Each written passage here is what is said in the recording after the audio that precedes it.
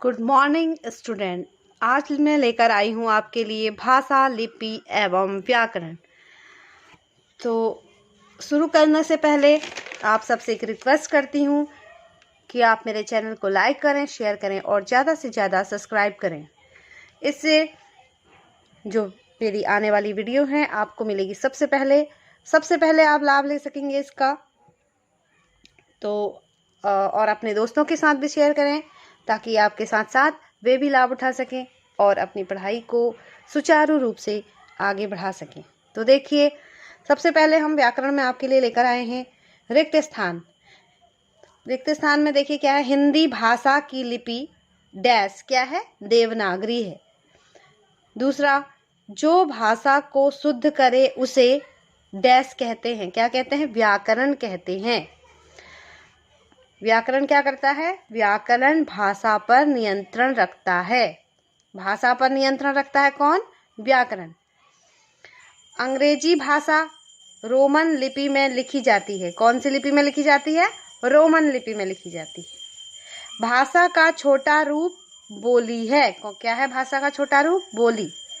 खड़ी बोली हिंदी का उपरूप है। खड़ी बोली क्या है, हिंदी का उपरूप है। ये हिंदी भाषा ही जो मैं बोल रही हूँ, वो जो मेरी भाषा है वो खड़ी बोली हिंदी कहलाती है। हिंदी का उपरूप है, यानी कि हिंदी के रूप बहुत हैं, ये उपरूप है।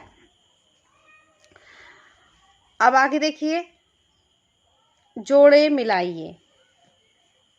संस्कृत, पंजाबी, बंगला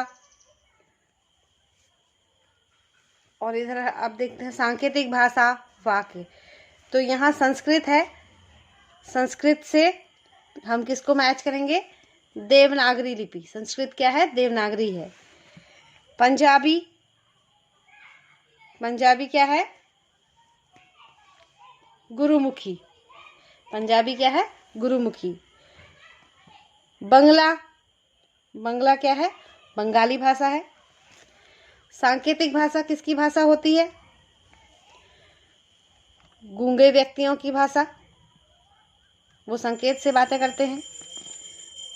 और वाक्य क्या है, नंबर 5वां जो वाक्य है वो है वाक्य विचार।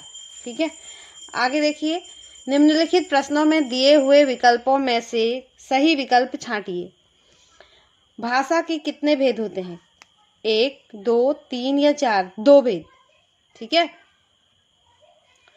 भाषा के कितने अंग हैं, भाषा के 3 अंग हैं, लिखित, मौखिक और सांकेतिक। लेकिन रूप 2 ही हैं भाषा के, मौखिक और लिखित।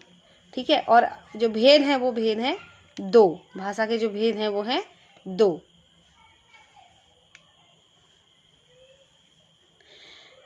हिंदी की इनमें से लिपि कौन सी है। अब ये भेद और रूप एक ही होता है। हाँ, भाषा के कितने भेद हैं, भाषा के 2 भेद हैं, लिखित और मौखिक।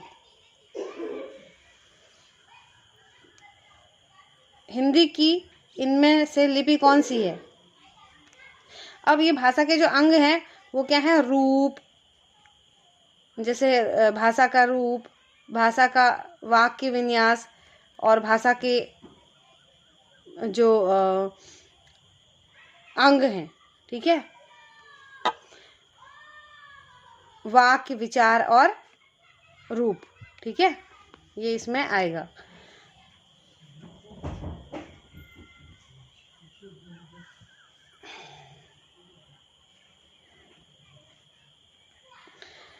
अब देखिए,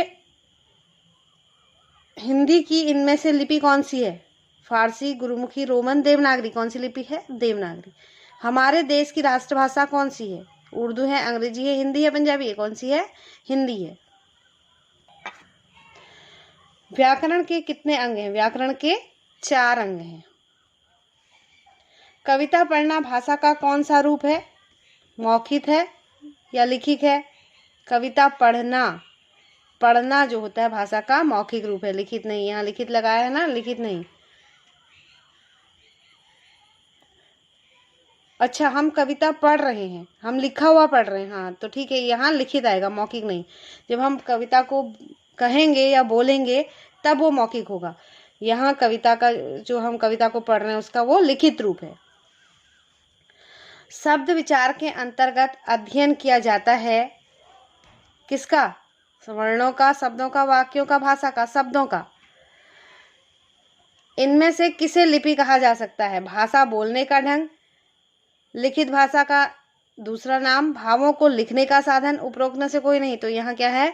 भावों को लिखने का साधन, इसको लिपि कहा जाता है। हिंदी को राजभाषा का स्थान प्राप्त हुआ। कब प्राप्त हुआ? 14 सितंबर 1949 को। ठीक है। व्याकरण के अंतर्गत इनमें से किसका अध्ययन किया जाता है? अध्ययन यानी है। तो किसका किया जाता है? वर्णों का, शब्दों का, वाक्यों का, ये सभी, इन सभी का। ठीक है। वर्ण, शब्द और वाक्य ये भाषा के अंग भी हैं। तो ये था आपका भाषा, लिपि और व्याकरण। मिलते हैं अगली वीडियो में एक नए अध्याय के साथ। तब तक के लिए धन्यवाद। चैनल को लाइक करें, शेयर करें और सब्सक्राइब जरूर करें।